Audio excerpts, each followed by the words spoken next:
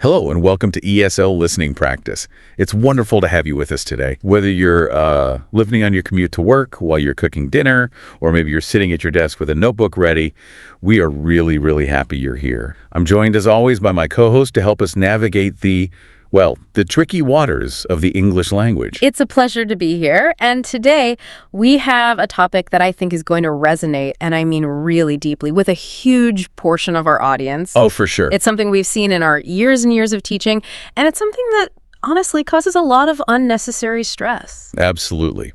Today is all about clearing the fog. We're experienced teachers, and we've spent years watching students struggle, succeed, and sometimes panic.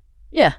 And usually that panic comes from one specific source. We're talking about the intense, sometimes just overwhelming pressure surrounding international English exams. You know the names, the big ones: IELTS, TOEFL, Cambridge. These are household names for English learners, aren't they? If you're listening to this, there's a very good chance you are preparing for one of these right now. Or you've just taken one. Or you've just taken one, yeah. Or maybe you're just dreading taking one in the future. Exactly. And let's be honest, the feeling isn't usually excitement, it's stress. It's anxiety. It's that question that just keeps you awake at night. Am I good enough? Will I get the score I need? So today we are going on a bit of a mission. We want to unpack what we call the biggest lie in the language learning world. That's a strong phrase, isn't it? The biggest lie.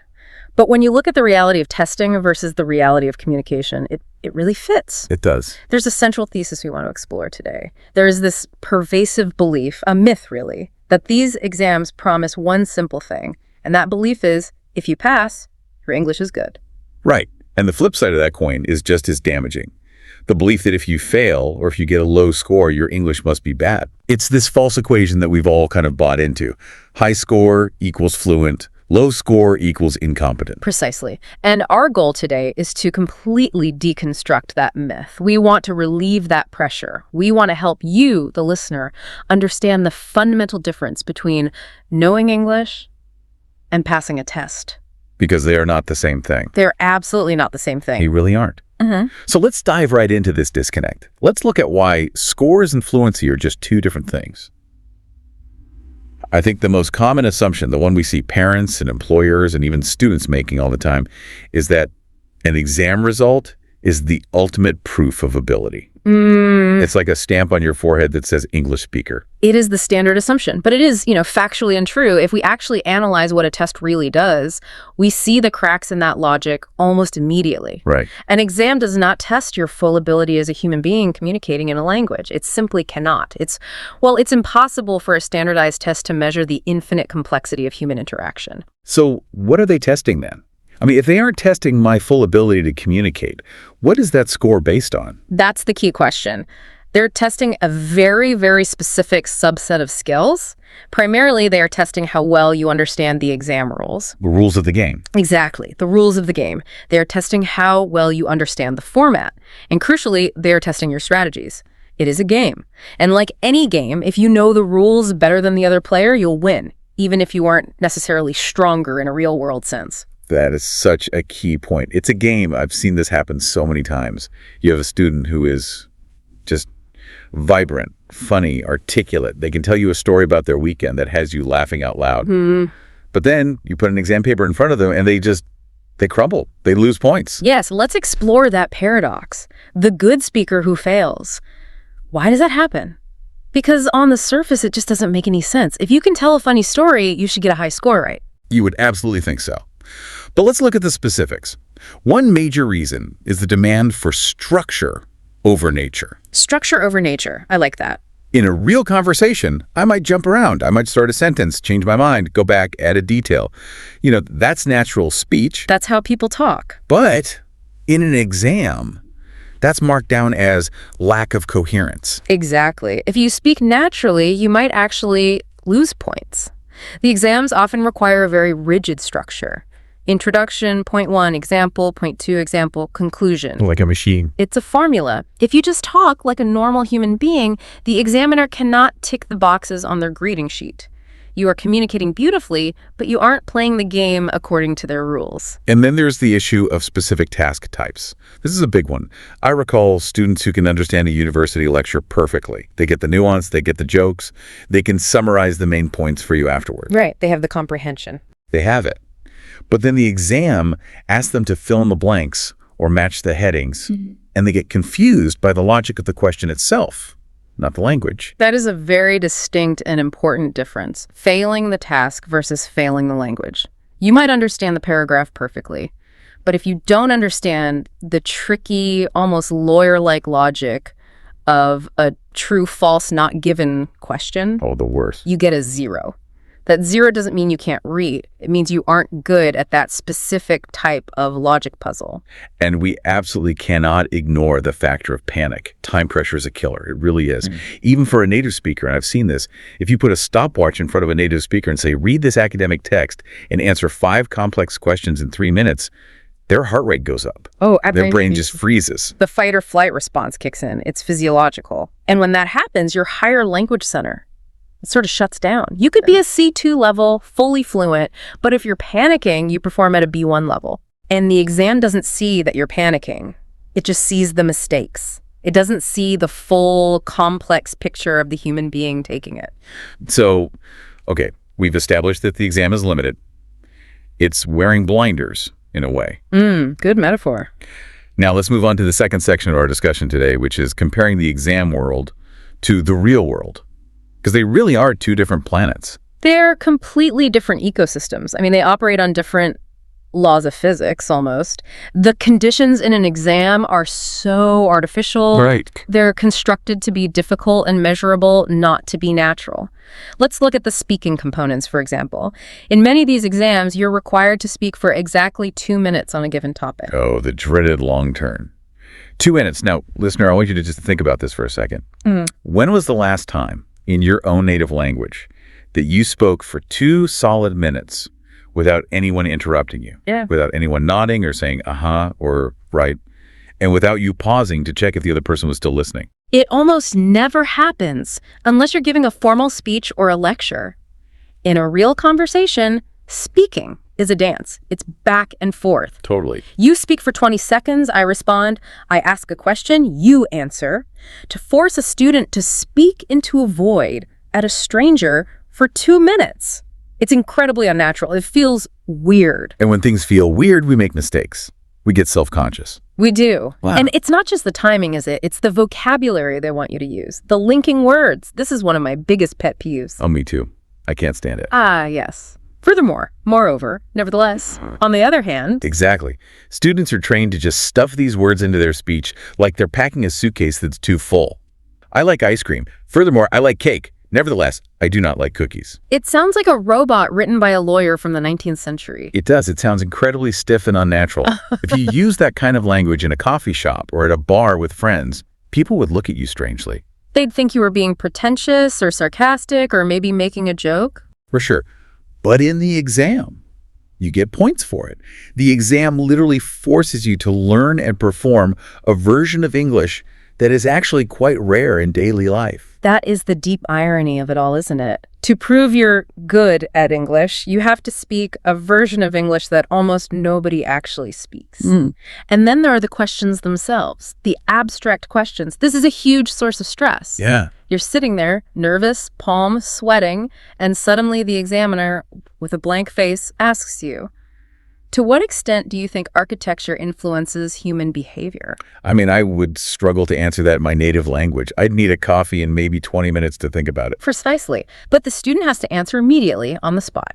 And if they hesitate because they're genuinely thinking about the complex concept, the examiner marks them down for lack of fluency. It's so unfair. It's testing your ability to bullshit, pardon my language, to improvise on complex topics, not just your ability to speak English. It's a snapshot problem, isn't it? That's the term we often use. Yes. The snapshot, imagine taking a photo of someone, you catch them blinking, or with their mouth half open eating a sandwich. It's a terrible photo. Right. Does that mean they're an ugly person? No, of course not. It just means you caught them at a bad moment. An exam is a snapshot of one Saturday morning in your life. And that Saturday morning might be terrible. Maybe you didn't sleep well because you were so anxious. Maybe the traffic was bad and you barely made it to the test center on time, so your adrenaline is already through the roof. Maybe the person sitting next to you is coughing constantly, or the air conditioning is too cold and you can't focus. All of those variables affect your score, but the certificate doesn't say band 6.5, but the room was cold and the person next to him was annoying. No, it just says band 6.5. And it contrasts so sharply with how you use English every day. In your daily life, you have context, you have comfort, you have time to ask for clarification. The exam strips all of that away. There is a huge, huge difference between daily competence, what you can actually do, and test day performance. This leads us right into the territory of feelings, the psychological toll of all this. Because when you get that bad photo, that bad score, you don't just think, oh, bad day. You take it personally. You do. This is the not good enough syndrome. And it is absolutely heartbreaking to watch as a teacher. We see students who are, for all intents and purposes, fluent. They can run business meetings in English. They can joke with colleagues. They can watch movies without subtitles. But because they can't get a 7.5 in the writing section, they convince themselves they are terrible at English. The negative self-talk is just brutal. My English is bad. I'm not ready. I'm stupid. I've heard students say, I need one more year, when, truthfully, they could go to London or New York tomorrow and be perfectly fine. They delay their lives, they put their dreams on hold, their plans for university, for immigration, for a new job, all because of a number. Yeah. And this is where the exam shifts from being a metric, a simple measurement, to being a judge of your identity. It stops being about skill and it starts being about worth. That is such a dangerous shift, isn't it? When a piece of paper starts to define your self-worth. It's incredibly dangerous. It damages your confidence. Yeah. And here's the really cruel twist. Confidence is the most important ingredient for speaking well. It's everything. It's everything. If you believe you are bad at English, you will speak hesitantly, you will mumble, you won't take risks with new vocabulary, and that actually does make your communication worse.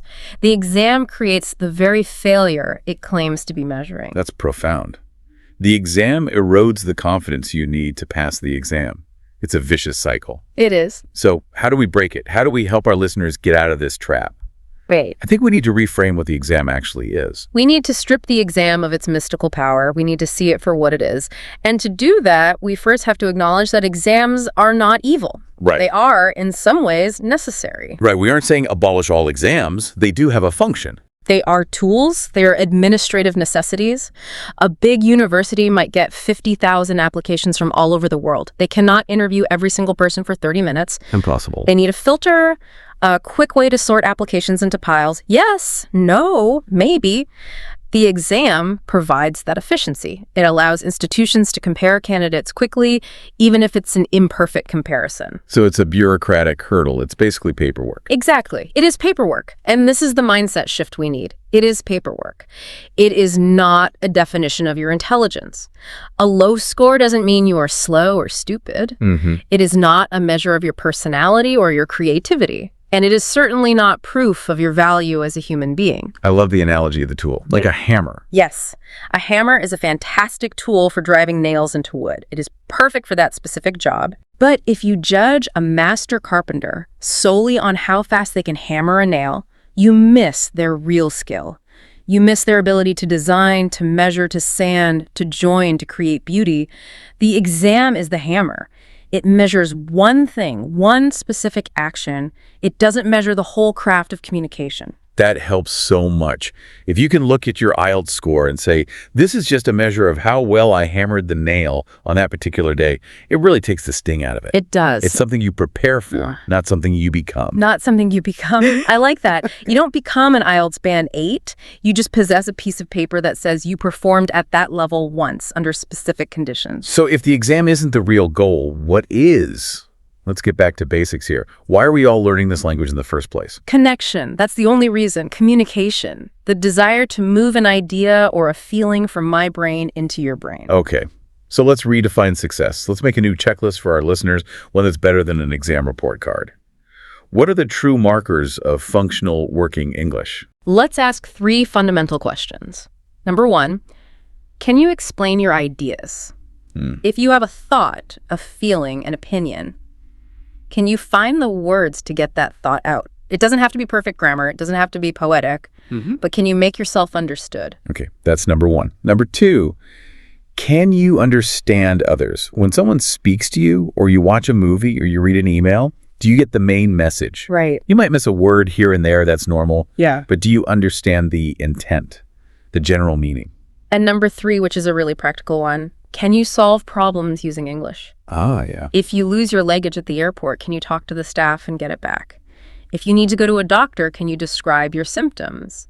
If you need to assemble furniture from IKEA, can you understand the instructions? If you can do those three things, explain, understand, and solve, then I have some very important news for you. What's that? Your English works. It's functional. It's doing its job. It works. And that is the validation we really want to give you today. You have to separate the working English from the exam score. Yes. Your working English is what allows you to live, to work, to make friends, to travel. That is the truly valuable part. The exam is just a hurdle you have to jump over to get into the university or get the visa. It's a gate. You walk through the gate, and then you leave the gate behind you. You don't live in the gate. Beautifully put. You don't live in the gate. English lives elsewhere. It lives in conversations. It lives in the books you read and the music you love. It lives in the jokes you tell. It lives in that feeling of confidence when you help a tourist with directions in your city. That is where English lives, not in a number on a certificate. That is such a liberating thought, isn't it? The certificate is just dead paper. The language is a living, breathing thing. And we want you to nurture the living thing. Don't starve the living language because you are so obsessed with the dead paper. You know, before we truly wrap up, I want to circle back to something we touched on briefly because I think it deserves a little more space. Okay. We talked about the artificial nature of the exam, specifically those linking words. But I think we should expand on why that feels so alien to students. Oh, absolutely. Let's unpack that a bit more. Because it's not just that the words themselves are formal, right? It's the frequency that's demanded. In natural speech, even in academic or business settings, we use tone, we use intonation, we use pauses to connect our ideas. If I say, I wanted to go to the park, but it rained, that little pause does a lot of the work. The word but is perfectly sufficient. Right. But in the exam, if you just say but, the examiner might be thinking, simple sentence structure, band 5. They're waiting for you to say something like, I had intended to visit the park. However, due to the inclement weather, I was unfortunately unable to proceed. Which is just hilarious because if you said that to me in real life, I would ask if you were reading from a Victorian novel. Yeah, are you okay? It's this disconnect that confuses students so much. They watch Netflix, they listen to podcasts like this one, and they hear a natural, comfortable flow. Then they open an exam prep textbook, and it feels like they're learning a different dialect. The exam dialect. The exam dialect. I Yes. love that. It's like learning a script for a play. And, that's actually a helpful way to look at it, isn't it? What do you mean? When you're preparing, don't think, I am learning how to speak English. Think, I am learning my lines for the role of smart student. That is a brilliant psychological trick. It's compartmentalization. Mm-hmm. Put the exam prep in a box in your mind labeled acting class. Right. When you enter the exam room, you are an actor performing a specific role. When you leave, you take off the costume and go back to being yourself. Yeah. This protects your identity. It stops you from feeling like a fraud. Yes, because so many students feel like imposters. They think, well, if I have to memorize these big words to get a good score, maybe I don't actually know English. But the secret is native speakers don't use those words all the time either. We really don't. And speaking of performing, talking about the 2 minutes rule again, I want to share a little anecdote. Oh, please do. I once tried to do a sample IELTS speaking task myself, just for fun. I picked a card. The topic was, describe a piece of furniture in your house. Oh, wow. A piece of furniture for 2 solid minutes. 2 minutes. So I chose my sofa. I started talking. It's gray. It's quite comfortable. I bought it at IKEA a few years ago. That took about 15 seconds. Okay. Then I talked about how my family and I sit on it to watch movies. That was another 15 seconds. I genuinely ran out of things to say after about 45 seconds. And I'm a native speaker who talks for a living. So you would have failed. You would have lost points. I would have lost points for fluency and coherence because I would have stopped. To keep going, I had to force myself to start inventing lies. Oh. The sofa Reminds me of my grandmother's sofa from my childhood. I just started making things up to fill the time. And that is the secret, isn't it? The exam often tests your creativity and your ability to fabricate a story more than your pure grammar. It really does. And that is a skill you can learn, sure. But it is not language proficiency. It is performance art. That is why we keep emphasizing that the exam does not see the full picture. It sees the performer, not the person. I think that's such a relief for people to hear. If you run out of things to say about a sofa, it doesn't mean your vocabulary is small. It just means sofas are really, really boring. Sofas are incredibly boring. And frankly, requiring someone to talk about one for 120 seconds is a mild form of torture. Let's shift gears slightly back to the panic aspect we discussed. We mentioned understanding well, but panicking. I think we need to validate the physical reaction people have. The physiological response, yes, it is very real.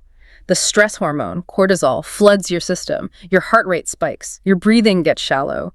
When this happens, the prefrontal cortex, the part of your brain responsible for complex thinking and language regulation, actually gets inhibited. It gets less blood flow. So it's not just in your head, metaphorically. No, it is a literal chemical reaction in your brain.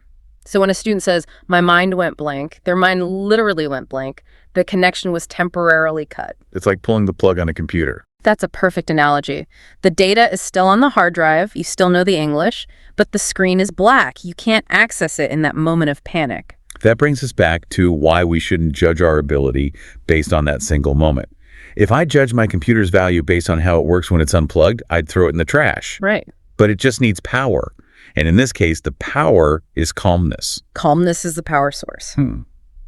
That is why so often the best exam preparation isn't doing more grammar exercises. It's learning breathing techniques. It is learning mindfulness. It is getting enough sleep. That is advice we don't hear often enough. Stop studying grammar, go take a nap, and learn to breathe. Seriously. If you are at a B2 level, your grammar is probably fine. Your anxiety is the problem. If you can lower your anxiety by 20%, your score might go up by half a band, easily. And that connects perfectly to the identity versus metric section. When you're less anxious, you're more yourself. You're more confident.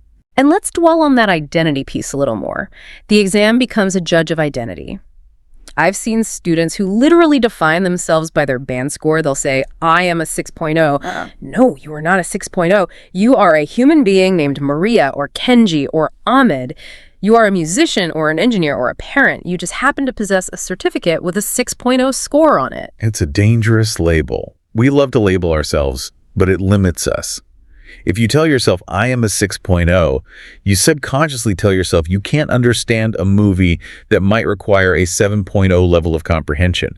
You limit your own exposure to the language. They're called self-limiting beliefs. You'll turn off the movie because it's too hard for me. But if you didn't know your score, you might just watch it and enjoy it. You'd guess the meaning from the context. The score becomes a cage you build around yourself. And we want to break that cage today. Open the door. Walk out into the real world. And the paperwork perspective from Section 4 is the key to unlocking that cage. I really want to drill this home. It is just paperwork. Think about other forms of paperwork in your life.